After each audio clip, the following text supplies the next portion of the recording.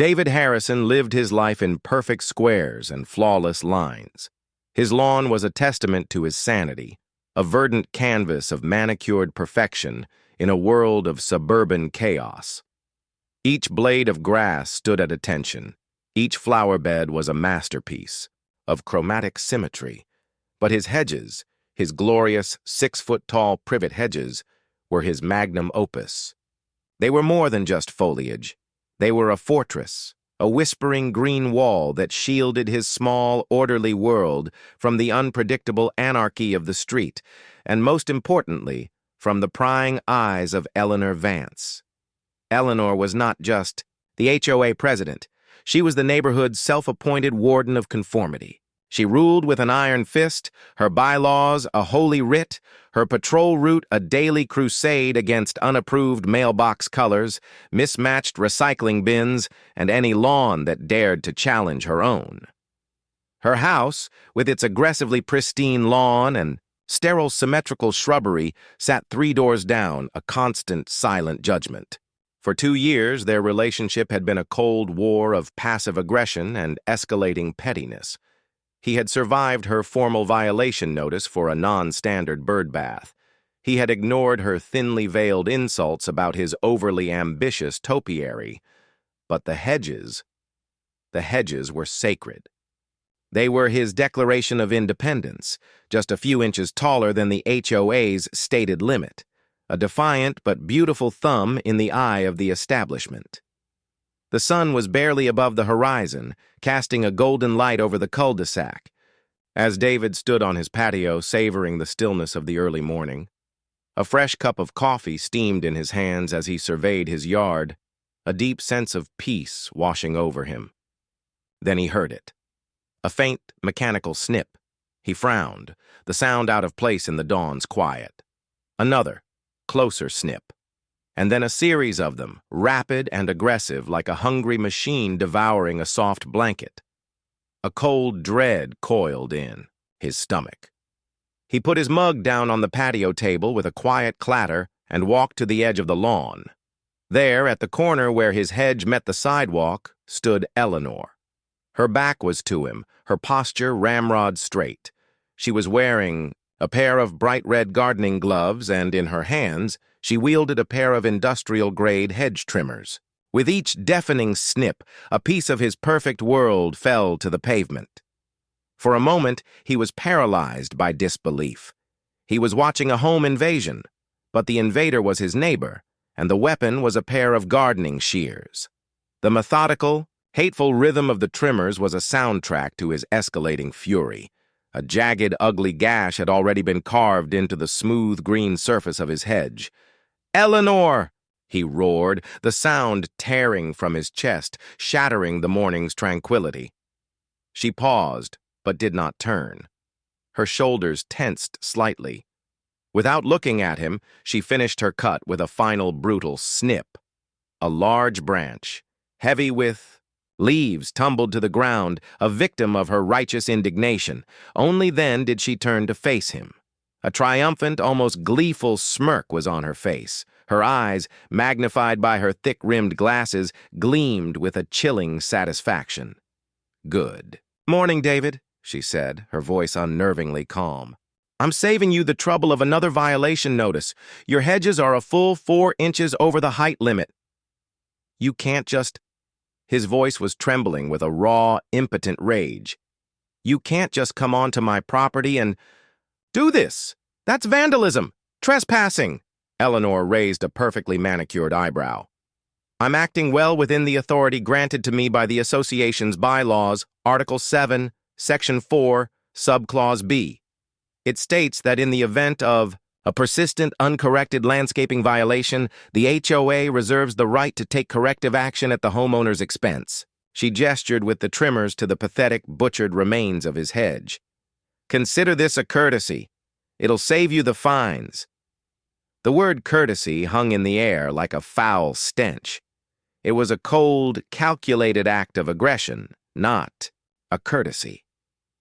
David's blood ran hot, and for a fleeting, dangerous second, he wanted to lunge at her. Instead, he forced himself to stand his ground, his hands clenching into fists. "I'm taking you to court," he said, his voice low and tight. Eleanor just laughed, a short, sharp sound that was as unfeeling as the snip of her trimmers. "For what, David? A few pruned branches? The judge will laugh you out of the courtroom. Now, if you'll excuse me, I have a few more violations to correct." She turned, her mission complete, and walked away, the discarded leaves of his hedge crunching under her feet. David stood there, alone with the wreckage. The clean, surgical line of the cut on his hedge was a monument to her cruelty. It wasn't just a hedge. It was his sanctuary, violated. The sense of powerlessness, of being utterly and completely at the mercy of this woman's petty authority, was a crushing weight. He spent the rest of the morning in a fog of despair. He tried to start his day, but his hands shook as he made breakfast.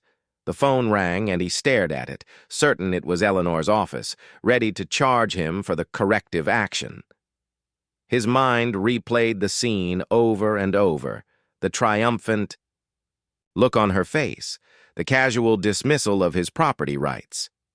Just before noon, a crisp white envelope appeared in his mailbox. It was from the HOA. He didn't need to open it to know what it was.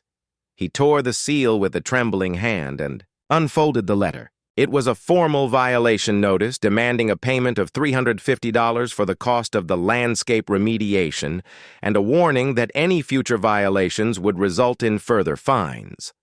A cold, hard rage, unlike anything he had ever felt, settled over him. It was no longer about the Hedges. It was no longer about money. This was an act of war, a final, unforgivable declaration of her intent to control him, to break him. He stood in the driveway, the hot afternoon sun beating down on him, and looked at the pitiful, gnarled remains of his hedge. Then he looked at the boundary line stretching from the sidewalk to the back of his property.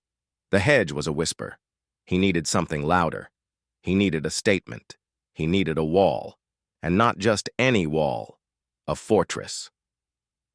He walked back into his house, his mind no longer clouded by despair, but crystal clear with a singular, magnificent purpose. He pulled out his laptop and typed 2 words into the search bar. Medieval castle construction. The 2 words, medieval castle construction, hummed on the screen, a bizarre but beautiful melody to David's enraged mind. He dove down the rabbit hole, his fury a singular driving force. He wasn't looking for whimsical folly. He was looking for loopholes, for weaknesses in Eleanor's meticulously crafted armor of bylaws. He cross-referenced local zoning laws, building codes, and his own HOA's rulebook. The HOA's handbook was surprisingly detailed on landscaping, but tellingly almost silent on permanent structures. It was an oversight, a fatal flaw born of overconfidence. Eleanor had never imagined a resident would challenge her with anything other than an unkempt lawn or a poorly parked car. David discovered a small, obscure clause under fencing and boundary structures that stated, "Any permanent wall or fence constructed on the property line must not exceed 8 feet in height and must be built of materials that are aesthetically complementary to the neighborhood's established character."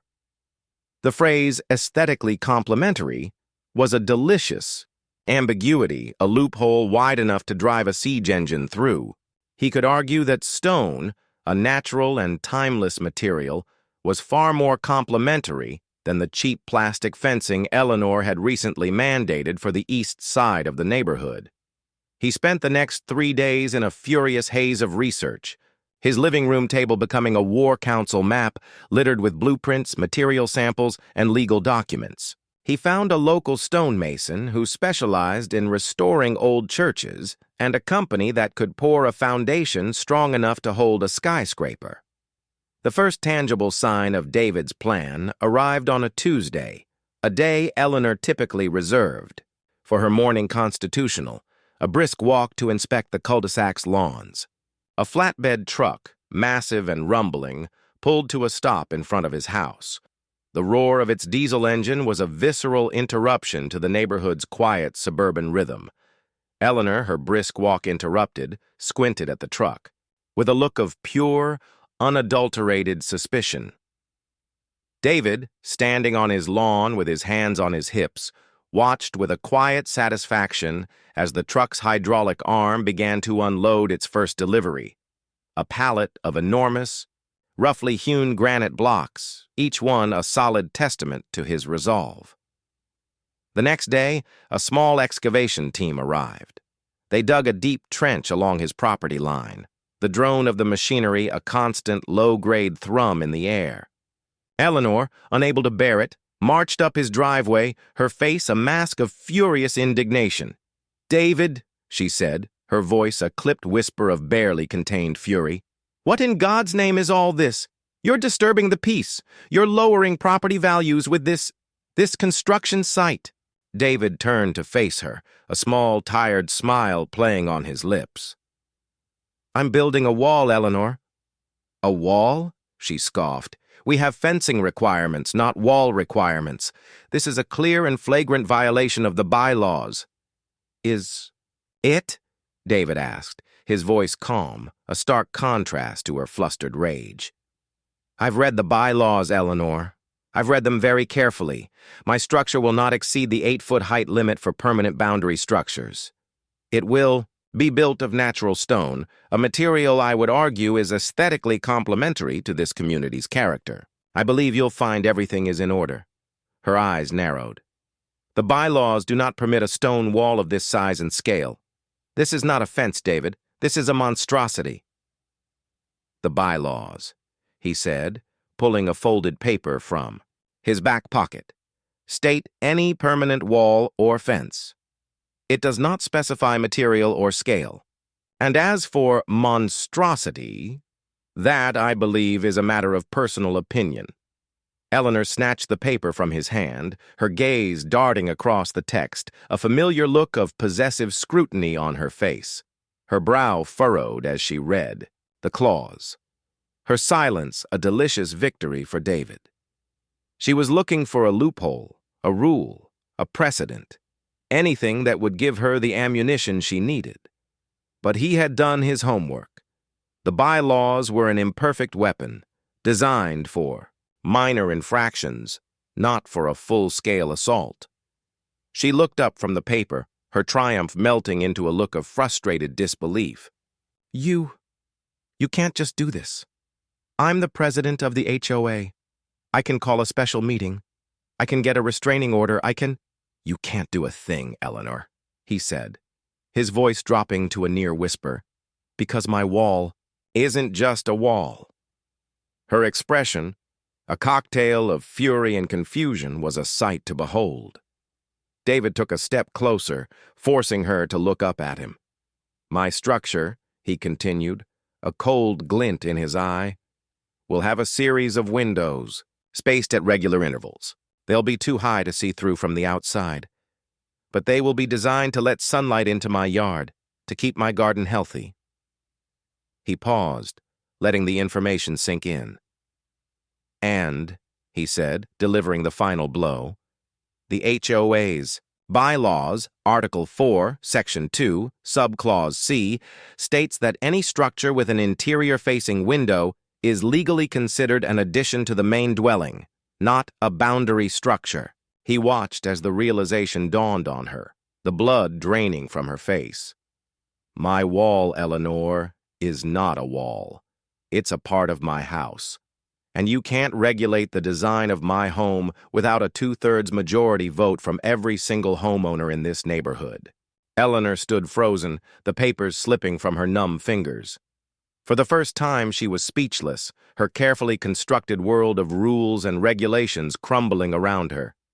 David bent down, picked up the papers, and calmly walked away, leaving her standing alone in the middle of his driveway, staring at the growing pile of granite that was no longer just a wall, but an unassailable extension of his will.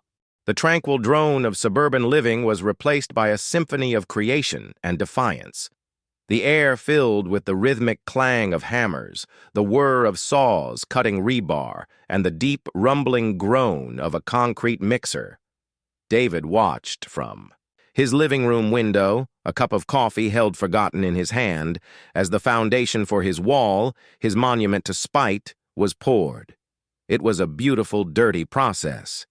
The stonemason, a gruff, laconic man named George, worked with the quiet efficiency of an artist. He laid each granite block with a meticulousness that spoke not just of skill, but of respect for the material. David paid him a premium, and in return, he got not just a wall, but a promise of unyielding strength. The first few courses of stone rose from the earth, a jagged, defiant smile against the backdrop of manicured lawns and pastel-colored siding. The neighbors, of course, were a flurry of whispers and sideways glances. Their reactions were a spectrum of human curiosity. Old Mrs. Gable from across the street watched with a conspiratorial twinkle in her eye, as if she were witnessing the first salvo of a long-awaited revolution. Mr. Jensen, a retired accountant who believed in order above all else, scowled and muttered about property values. But the most venomous reaction, as expected, came from 3 doors down. Eleanor Vance's perfectly manicured lawn, once a symbol of her dominion, now served as a staging ground for her fury. She couldn't physically stop the wall. She had verified David's findings, her face a mask of cold horror as she read the obscure legal wording he had so gleefully quoted. He had outmaneuvered her, out-bylawed her, and the defeat tasted like ash. But Eleanor Vance was not a woman who surrendered. The moment David's victory was confirmed, she had pivoted, her mind a fortress of its own, dedicated to finding a new avenue of attack. Her new weapon was not a bylaw, but public opinion. She began her campaign subtly. She held an emergency informational meeting at her house, a thinly veiled gathering of her inner circle. David's name was never mentioned, but his construction project was discussed in hushed, disapproving tones. She presented a meticulously crafted slideshow of other communities, where unsightly private structures had allegedly driven down home prices and attracted undesirable elements. She had a way of speaking that made every word seem like a dire, unassailable truth. She was a master of insinuation, weaving a tapestry of fear and doubt. The following day, David felt the shift. The usual waves and nods from neighbors were replaced by averted gazes and quick retreats. He saw Mrs. Jensen pulling her blinds as he walked to his car. A group of mothers on a playdate across the street fell silent and scattered when he so much as glanced in their direction. The silence was louder than the construction noise. It was a suffocating, hostile quiet. Eleanor, meanwhile, was everywhere. She hosted a coffee morning where the main topic was the threat to our peaceful community. She led a beautification committee that was, in reality, a daily patrol to catalog David's supposed violations. She sent out a neighborhood-wide email with the subject line, "Urgent, protect our community from disruption," which contained a list of approved landscaping contractors and a subtle but unmistakable warning about what happens to those who go rogue. She had successfully transformed him from a victim into a pariah. David tried to ignore it, to focus on the wall. But the isolation gnawed at him. He saw a small child's face, wide-eyed with curiosity, pressed against a window, only to be pulled away by a stern parent. He heard a door slam shut as he approached a neighbor to borrow a tool. Eleanor's invisible army had taken up arms against him, and their weapon was social ostracism. The first direct strike came in the form of a code enforcement officer. A clean-cut man in a crisply ironed uniform walked up David's driveway with a clipboard, a grim expression on his face. "Mr. Harrison?" the officer asked. "We've had multiple reports of noise ordinance violations and improper waste disposal." David stared at him, incredulous. The noise ordinance was clear: no construction before 7 a.m. or after 7 p.m., His crew was meticulously punctual. And the waste? They had a designated dumpster that was emptied twice a week. That's absurd, David said. My crew is following all the rules. The dumpster is a professional one. The officer looked at him with an expression of tired professionalism. I understand, sir. But the complaints were very specific. We have to investigate. He gave David a pamphlet on local code enforcement, a silent accusation. David knew, with a certainty that chilled him to the bone, who had made those calls. The harassment escalated. One night, the dumpster was found toppled over, its contents strewn across his lawn. The next day, the hose reel for the concrete mixer was mysteriously cut. George, the stonemason, a man who had seen it all, just shook his head. I've worked on some tough jobs, but this ain't about the job, he said, his voice low. This is personal. David's focus began to fracture. The wall, once a symbol of triumph, was becoming a source of constant stress. He was no longer building a defense. He was fighting a war on all fronts. He started to wonder if it was worth it. The emotional toll was immense. He was a man who craved order, and his world had been thrown into utter chaos. On a rainy Friday afternoon, with the stonemasons having packed up for the weekend, David stood in the middle of his yard, a cold rain plastering his shirt to his chest. The wall was almost half complete. A 10-foot-high, jagged tooth of granite that separated him from the hostile world of the cul-de-sac. He looked at it, then at the empty street. Eleanor's house was dark and silent. He felt a deep, profound exhaustion settle into his bones. He had won the legal battle, but was he losing the war? Was the cost of his victory his sanity? Just as he was about to turn and go inside, a large flatbed truck, much bigger than the stonemasons, pulled up to Eleanor's driveway. It was a nondescript vehicle with no company logo, but the cargo on the back was anything but. A single, enormous object, draped in a black tarp, was strapped to the trailer. A small crane on the truck's bed slowly began to lift it. The tarp, heavy with rain, slipped slightly, revealing a flash of dark metal, a circular, smooth surface, and a long, menacing length of pipe. It was too big to be a lawn ornament. It was too complex to be a fountain.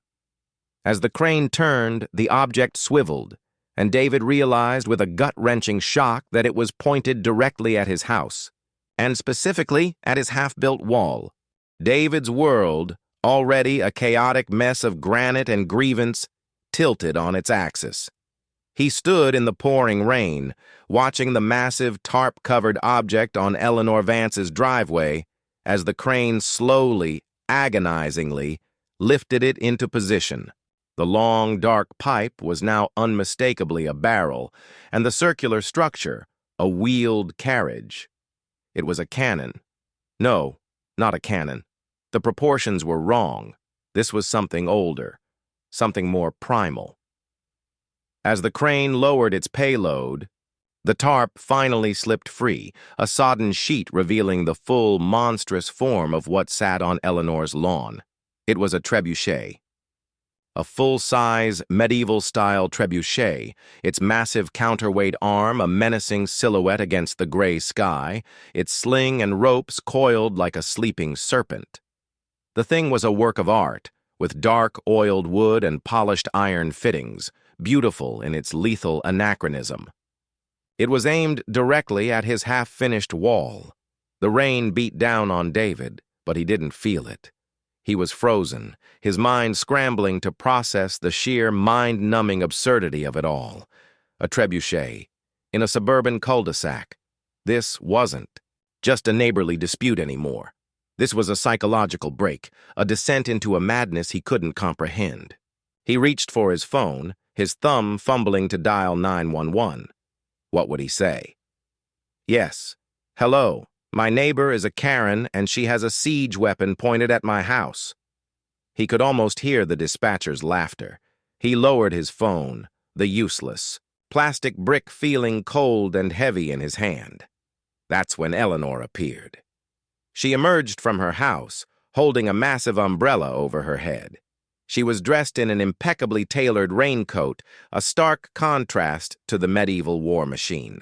Behind her, a faint, almost imperceptible smile played on her lips as she walked across her lawn, her steps measured and deliberate. She stopped at the edge of her driveway, a safe distance from David, but close enough for her words to carry. "Lovely weather we're having, isn't it, David?" she called out, her voice unnervingly cheerful. David's voice, when he finally found it, was a raw, disbelieving croak. "Eleanor, what is that?" He gestured wildly at the trebuchet. Her smile widened. "That, my dear David, is a work of art, a magnificent replica of a 13th century siege engine. I purchased it from a historical reenactment society. The craftsmanship is exquisite, don't you think? It's going to be a new garden sculpture." "A garden sculpture?" David yelled, the dam of his control finally breaking. "It's a weapon. It's a war machine. You have it pointed at my house." Eleanor sighed, a theatrical put-upon sound. "It's an interactive art installation, David, and it's not pointed at your house. It's pointed at that eyesore you're constructing on our shared property line. I don't believe there are any bylaws against artistic expression, are there? Or do I need to add that to the handbook?" She tilted her head, a playful, cruel look in her eyes. "Besides, it's not armed. It's for show." As if on cue, a second vehicle, a beat-up pickup truck, pulled up behind the trebuchet. A lanky, bearded man in a plaid shirt jumped out and began to unload a series of large, bright orange plastic buckets. He pulled off the lids, revealing what they held, not cannonballs or rocks, but hundreds of ripe red tomatoes. They sat in the buckets, plump and juicy, a ludicrous, mocking arsenal. David's mind raced. He had to call the police. He had to. He had witnesses. The whole neighborhood was watching. But as he looked around, he saw the same thing he'd seen for the past few days: closed blinds, doors that were quickly shut, and the occasional face peering out from behind a curtain. Eleanor's campaign of social warfare had been devastatingly effective. No one would stand with him. "I'm calling the police," David said, his voice hard with resolve. Eleanor just smiled. "And what will you tell them, David? That my new garden sculpture is making you feel intimidated? This is private property. No laws are being broken. You're the one building a wall without a permit for a standalone structure. The only thing they'll care about is the building code violation you're about to receive." He knew she was right. She had him. She had used his own cleverness against him. His legal victory was a Pyrrhic one. He had built a fortress to protect himself from her. But she had escalated the war to a level he was not prepared for, a level of pure, unadulterated madness. She had a trebuchet, and her ammunition was organic waste. Eleanor walked a few paces further, stopping next to the stonemasons. Half-built wall, she ran her hand over the rough granite, a look of distaste on her face. "You know, I'm getting a lot of complaints about the dust and debris. My rose bushes are suffering." She looked up at him, her smile gone, replaced by a chillingly serious expression. "It seems a shame to have such a beautiful piece of art just sitting here dormant. A demonstration might be in order, to show the community what it could do, to serve as a gentle reminder."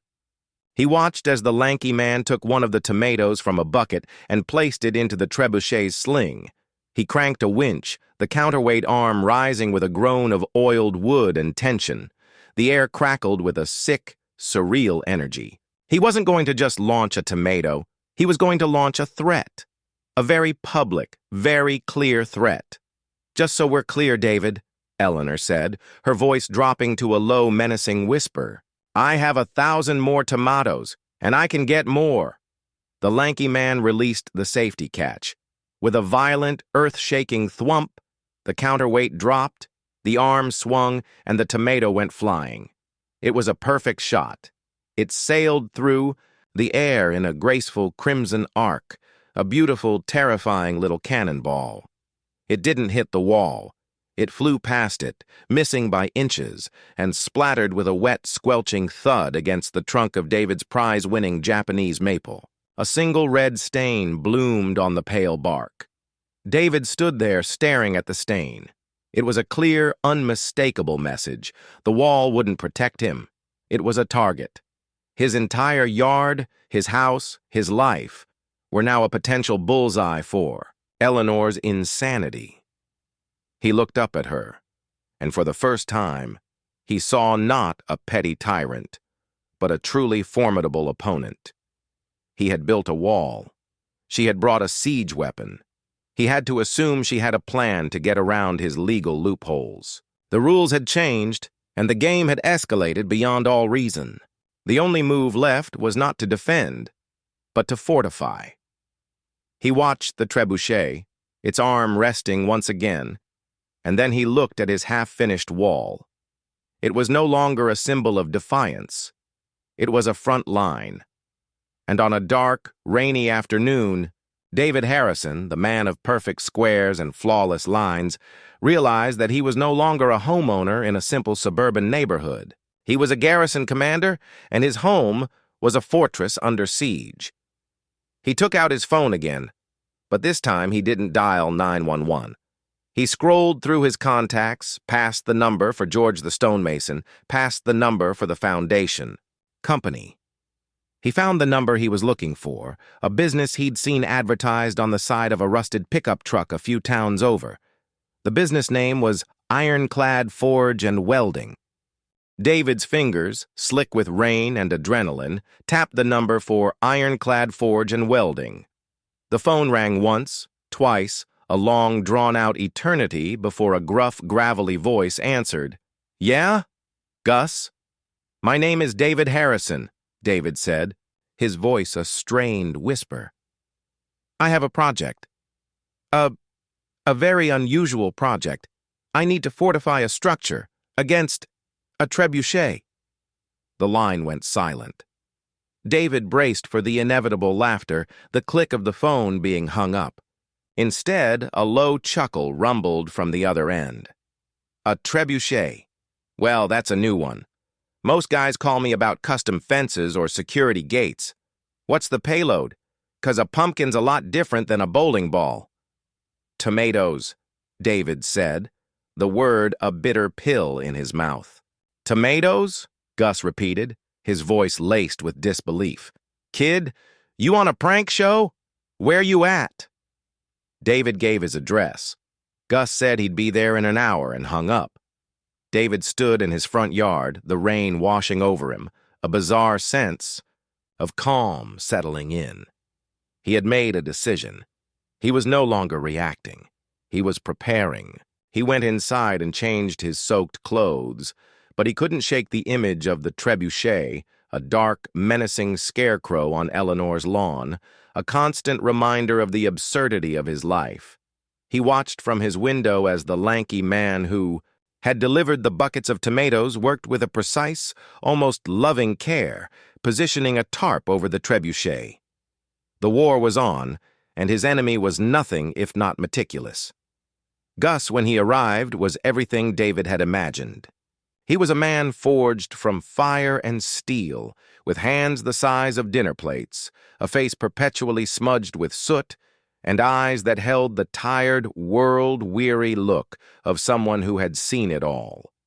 He was a walking contradiction, a man who built things to last, now faced with the task of fortifying a stone wall against a machine designed to tear things down. Gus stepped out of his rusted truck, his gaze immediately going to the trebuchet. He stood there for a long moment, hands on his hips, his head tilted back. He didn't laugh. He didn't even smile. He just shook his head slowly, a grimace of pure, unadulterated astonishment on his face. "Okay," Gus said, his voice low. "So, this ain't a joke. Your neighbor's... She's got a trebuchet. She says it's an art installation," David said, a hint of bitterness in his tone, "and that the tomatoes are a gentle reminder." Gus turned his gaze to David's half-built wall, running a calloused hand over the rough granite. And you want me to, what? Put up a shield? I want you to make it impenetrable, David said, the words coming out in a rush. I want it to be able to withstand anything, not just tomatoes. I don't know what she'll do next. She's unpredictable. I need to be ready. Gus looked from the trebuchet to the wall and then at David. Look, kid, I've built things for clients with a lot of crazy ideas, but this is a new kind of crazy. A trebuchet? In the suburbs? You know what it takes to stop a trebuchet, right? It's not a fence. You're building a fortress. Exactly, David said, a maniacal grin spreading across his face. I need a fortress. Gus sighed, rubbing his chin. He spent the next hour walking the perimeter of David's property, inspecting the wall, muttering to himself, and sketching furiously in a small grease-stained notebook. David, watching him, felt a flicker of hope. Gus wasn't laughing. He was problem-solving. He was a professional, and he saw a challenge, not an absurdity. Finally, Gus stopped, his gaze fixed on the trebuchet. I've got a plan, he said, the words filled with the kind of hard-won confidence that comes from years of working with unforgiving materials. We're going to embed a steel mesh into the wall, a lattice of rebar and high-tensile steel like armor under the stone. It'll absorb the impact, dissipate the force. And for the windows, we'll use a polycarbonate composite, the strongest stuff on the market. It'll look like glass, but it'll stop a cinder block at point-blank range. But what about the HOA bylaws? David asked, his mind jumping back to the legal battle. Aesthetically complementary. Steel mesh isn't exactly rustic. It's not going to be seen, Gus said, a wry grin on his face. It's all internal. A skeleton under the skin. As for the windows, they're transparent. No one will know the difference. Unless they try to put a rock through one. David shook his head in amazement. It was brilliant. It was discreet. It was the perfect solution. It would give him the security he needed without giving Eleanor any more ammunition. The next morning, the sound of stone carving was replaced by a more aggressive, industrial cacophony. A team of welders and metal workers descended on David's property. The air filled with the harsh, spitting hiss of welding torches, the sharp crack of cutting tools, and the deep, grinding thrum of metal against metal. They weren't just building a wall. They were fabricating a shield. David stood on his lawn, watching the sparks fly, a grim satisfaction settling in his heart. Eleanor, of course, was watching. She stood at her kitchen window, her face a mask of furious contemplation. She saw the new team, the new tools, the new menacing sounds. She saw the steel rods being hoisted and meticulously placed within the unfinished wall. She knew with a dawning horror that David was not just playing a game. He was raising the stakes. He had taken her theatricality and answered it with cold, hard practicality. Her trebuchet, once a symbol of her psychological dominance, was now little more than a piece of garden art. The work was fast and efficient. Over the next 3 days, the wall grew, the granite blocks rising course by course, the steel skeleton hidden within. The polycarbonate windows were installed, seamless and clear. The final product was a work of engineering mastery, a blend of ancient aesthetics and modern defense. On the 4th day, the trebuchet was armed. David watched from his window, his heart thumping in his chest, as the lanky man placed a large, round object into the sling. It wasn't a tomato. It was a cinder block, painted bright red to look like a tomato. It was a taunt, a test, a final act of belligerence. Eleanor stood on her lawn, her hands on her hips, a victorious smirk on her face. She raised a small white handkerchief and waved it. A clear signal. The lanky man released the catch. The trebuchet's arm swung down with a roar, and the red cinder block went flying. It was a perfect shot, a flawless trajectory. It arced through the sky, a red blur of momentum, aimed directly at David's wall. It hit with a deafening metallic clang. The sound was not the wet, fleshy thud of a tomato. It was the sound of steel against stone, the sound of unstoppable force meeting immovable object. The cinder block shattered into 100 pieces, a cloud of concrete dust erupting from the impact site. A faint, perfectly circular mark was left. On the granite, a silent accusation. The wall stood unblemished, unbowed. The polycarbonate window, which had been the specific target, had not a single crack. It was a complete and total victory. David looked out his window. Eleanor's jaw had dropped. The taunt had backfired. Her symbolic weapon had been tested against his silent, unseen defense, and it had failed. The trebuchet was a toy. The wall was a fortress. David smiled, and for the first time in a week, he felt a genuine, triumphant joy. He looked at the shattered remains of the cinder block on his lawn, and then he looked at the trebuchet. He had his own plan for a gentle reminder. He opened his back door, a quiet determination on his face.